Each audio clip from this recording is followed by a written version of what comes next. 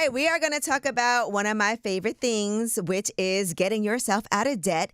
And you know, it takes 30 days to form a habit and 90 days to make it stick. Well, lucky for you, Audible and I have teamed up to bring you the Sound Reset Challenge. It's a 4-week series designed to help you unlock your 2026 goals, projects, and resolutions. You know, we got these goals for 2026 and we got to stick to it. It's all brought to you by Audible. Audible's well-being collection has everything to inspire and support you in every step of your well-being journey. I'm Angela Yee, host of Way Up with Angela Yee, and today I'm joined by a friend of mine, the powerful, the elegant, the extraordinary, the so helpful Rachel Rodgers, who is both the founder and CEO of Hello 7, which educates women, BIPOC, and LGBTQIA+ people on how to build a 7-figure business and also create generational wealth, and also the author of many books like We Should All Be Millionaires and $1 Million Action. Now, last month, Rachel released an Audible original titled Your Debt Plan, which reveals the secrets of eliminating debt while creating a plan to build your wealth and change your mindset about making money. So today, let's chat all about the book, and then I'm going to challenge you, the listeners, to a 4-week course for getting out of your own way and on your way to reaching your goals. And so listen as we challenge you to turn your resolutions into reality. So, hey, Rachel. Hey, I'm so excited to be here. I am so excited to have you. You know, not just me, but like a lot of my real life friends and my Way Up with Angela Yee family, we all pay attention to you. Honestly, like your books have been extremely helpful to me on my path to becoming successful at business. So thank you for that, first of all. Thank you. That means the world to me. Sometimes I'm like, wait, y'all know about me? Girl, my friends from college, it's like, oh my God, Rachel Rodgers, I love her. I read it. But so this is absolutely amazing. And I want to talk about this first and foremost. What inspires you to focus on debt specifically? You've written a lot of books about building wealth, about your own experiences, but why debt first?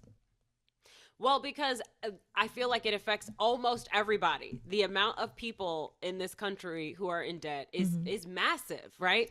And I talk to so many people who are like, after I pay off all my debt, then I will begin my life. Then I will, start to experience my dreams. Then I will try to go build the thing that I really want to build. And I'm like, no, we can't be doing that, right? Yeah. Because then that pushes out our goals and dreams to so far out. And so I'm like, there has got to be a better way. We need to have a conversation about debt and talk about a different way to go about tackling it. You know, you give us 6 steps, and I want to talk about a couple of them, all right? One of the first ones, and I think this is so interesting and just really valid, is reframing your thoughts about debt and not being ashamed, because a lot of times we don't talk about our financial situation because we're ashamed of it. Yes, exactly. And we don't tell our friends. Meanwhile, all of us are sitting around with the same amount of debt and the same worries and struggles, but nobody's talking about it, right? And so you think you're alone and you think you're the only one that has, quote unquote, made a mistake. But no, everybody has debt. Wealthy people have debt. America has debt, a lot of it, right? Yeah. Do you know America has never existed without debt? Which is hilarious to me. I saw you talk about that in the book, like from the beginning of America. Yes. We run on debt. Correct. And so I want us to normalize it and realize that like debt is a very normal thing. And the more we educate ourselves, the more we talk about it, the more we can get wise with how we use it. It is a tool that can be used strategically or can be used unstrategically, right? It could be used very poorly and in a way that saddles you with debt that holds you back, or it could create opportunity for you. And so I learned that knowledge from my wealthy friends, right? Once I got wealthy and I started getting wealthy friends, and they started teaching me. And I just felt like nobody was talking about this. Everyone's approach to debt is always like save, scrimp, right? Like basically deny yourself everything until every bit of debt is paid off. And then when you get to zero debt, you're also just at zero, right? Now what are we building? How are we moving towards the future that we want? How are we creating net worth in our communities? It can't just be about getting rid of debt. There's got to be something else that is there. You know what was unique that you wanted us to do is write a letter to our debt. And yes, I think a lot of times we look at investing money or things that we've done with our money and maybe it didn't work out the way that we wanted or we regret things. But that's all part of our financial education too. Exactly. Like you just paid tuition, right? You got information. Now you know what not to do in the future, you know? And so I want us to stop having so much shame about something that is very normalized. And let's be honest, right? There is a lot of this world that is designed for us to be in debt. We are constantly advertised to, right? Like this is the world that we live in. So let's stop pretending that it's all our lack of willpower, right? And stop pretending that there's not a system designed to relieve us of our money, right?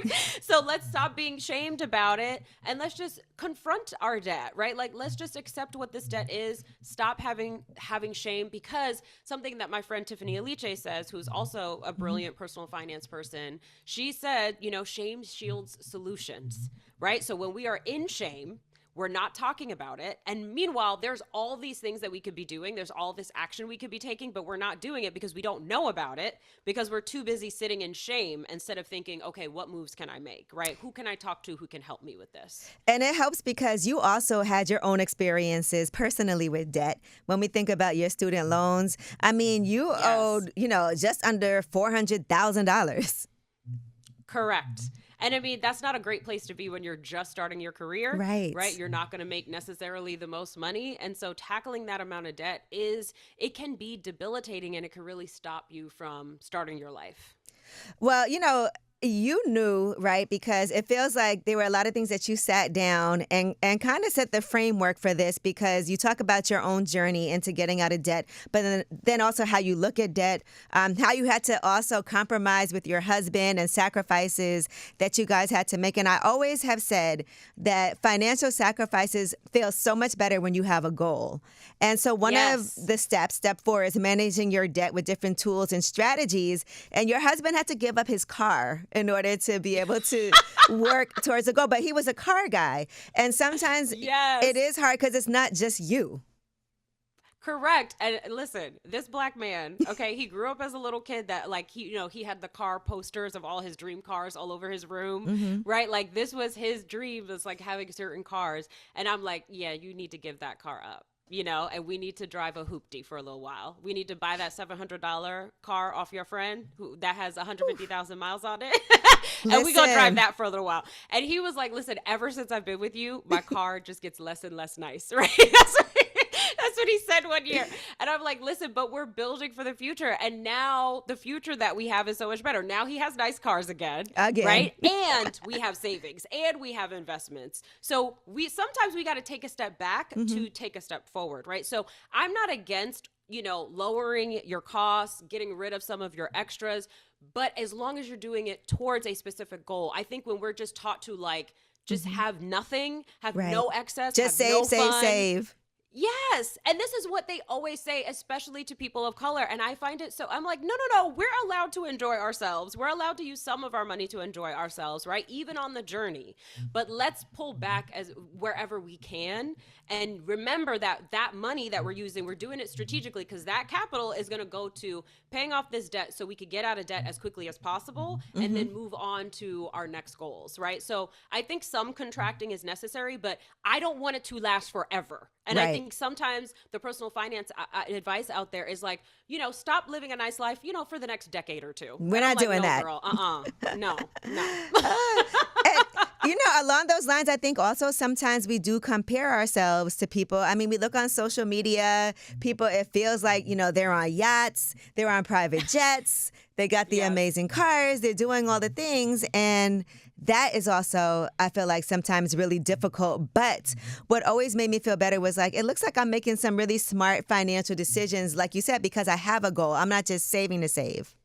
Yes. And here's my tip. Unfollow those people. Stop watching their vacations. Stop watching them on literally just remove it from it don't need to be in your mind all the time. Literally put the phone down, unfollow those accounts. Instead follow accounts that they're people who are working towards goals like you are, right? Because sometimes we just need to remove it so that we are not constantly thinking about it and thinking about what we don't have.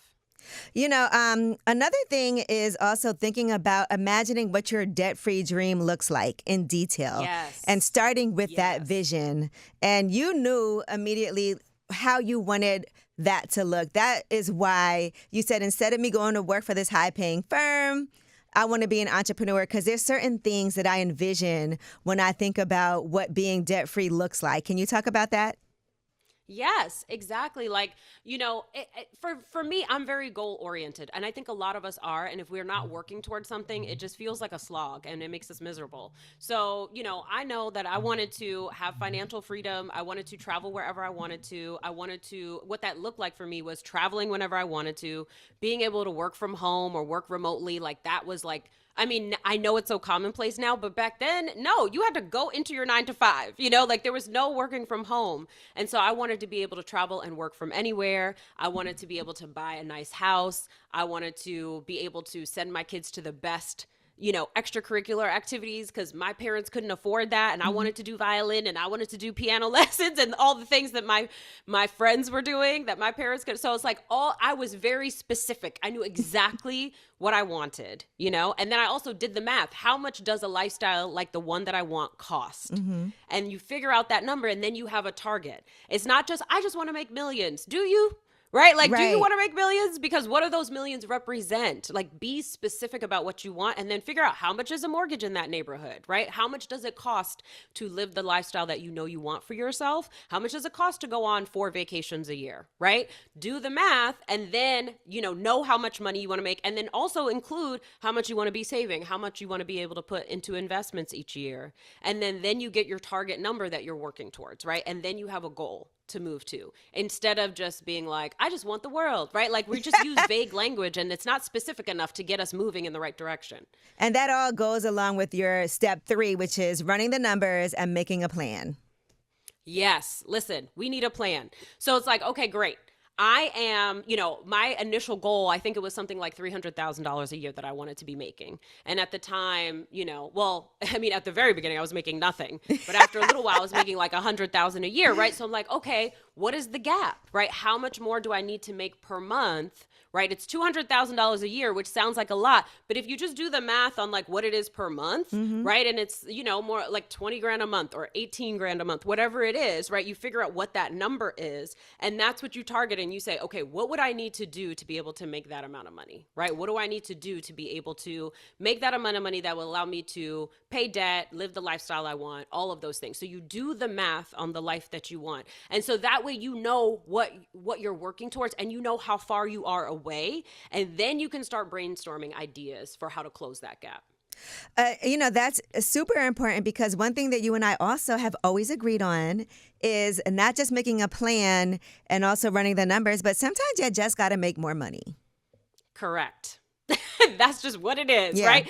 A lot of times people are like, well, I'm in so much debt and I'm just going to live in scarcity, right? And like just have the smallest life possible and live off as little as possible for, a really long time to pay off this debt. And I'm like, or we could take stock of the skills that we have and the abilities that we have and say, what's a side hustle that I could do that could generate some extra cash for me, right? Can I do a side hustle that can generate $2,000 a month, $3,000, whatever it is, and then that extra money could go to paying the debt off a lot faster, so you're not waiting forever to pay off that debt, right? And you can be, doing the side hustle, having fun. Hopefully it's something that you are naturally good at, so it's interesting to you.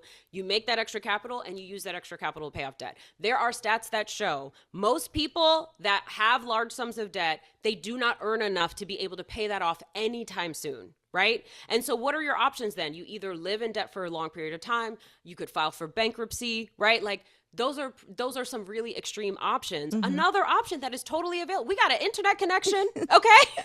We got access to all these people on social media. Let's get a side hustle going and get some extra money going and reach our really true earning potential. Listen, I love that because I was at a point in my life when I had to get out of debt. And one thing I did was a lot of different side hustles. But I had, like you said, that financial goal of what it is that I wanted to do, how much I needed to be able to make. And temporarily, I definitely for a few months was working like nonstop. But I knew why I was doing it. And I was using my skills like as a writer to do freelance things. I was writing bios for people. I was doing articles. And it also really coincided with what I have going on in real life too. Yes, exactly. So like you realize you have skills you didn't even know you had, skills that you could monetize that you were previously like I see us, each of us is an asset, right? Mm-hmm. We are an asset. So take stock of this asset and see how you could get more revenue out of this asset. Okay? Yes, absolutely. And later in the book, you also talk about something important, which is using debt strategically. And you give some Yes. very high level financial advice in there. What is your advice for people who don't understand investing in the market or taking out loans? Where do they start? Yes, start taking classes. Okay, take classes, get some books on it. The book that I wrote for young adults called Future Millionaire, chapter 11 is all about investing. That's a great place to start. But there is so much information out there. Like start learning from trusted people, not just any rando from the internet. Okay, Right. so like look at people who do they seem like they got the lifestyle that you're looking for? Do they seem like they have the kind of life that you want or have reached certain goals that you want to reach, and then start learning from them, educate yourself on investing. A lot of us stick our head in the sand and we make, not smart decisions, Yeah. right? And then we don't see how money can make you money. Okay. And debt is used strategically by wealthy people to buy revenue generating businesses, revenue generating real estate, right? Like you use debt to buy assets that then increase your income, right? And they not only pay off the debt, but then increase your income beyond that. There's a lot of opportunity for that. So if you think all debt is bad, you're actually missing out on a lot of money making opportunity. And so you want to educate yourself so that you can do that strategically. And this book is a great place to start. And then just start opening yourself up, because I think a lot of us are like, investing, I don't know about that. And that's not my thing. I'm not good at Yes. that. Let's stop labeling ourselves and saying, oh, I can't do that. I'm not good at math. I'm not good at investing. This is not my thing. No, make it your thing. Okay. If you want to be more financially free, then you need to make it your thing and just slowly but surely educate yourself on it, dabble in it, just, invest a very small amount just to start and see what happens with the money that you invested, right? Like you just got to try things and be open to it. Let's be just more open to it, educate ourselves, and then you'll feel empowered to go start taking action in that direction. And it's so important because you do also say if you want to get control of your debt, get control of your thoughts.